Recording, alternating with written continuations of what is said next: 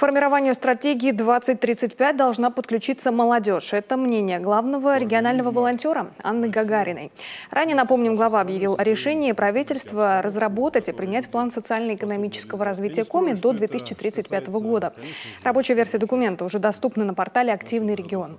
Особое внимание уделено нашим арктическим перспективам и моногородам. Организация «Волонтеры Победы» – одна из самых эффективных формирования гражданского общества, становления патриотизма у наших молодых людей, подрастающего поколения. И я считаю, что именно выпускники, молодые люди должны высказываться, как жить в нашей республике в последующие годы, насколько комфортно будет жить в республике. Первоначальную повестку активисты уже изучили и вносят свои предложения. По словам Гагариной, помочь в формировании стратегии может волонтерский проект, так называемый «Доброштаб». Он объединяет добровольческие организации в каждом из 20 муниципалитетов.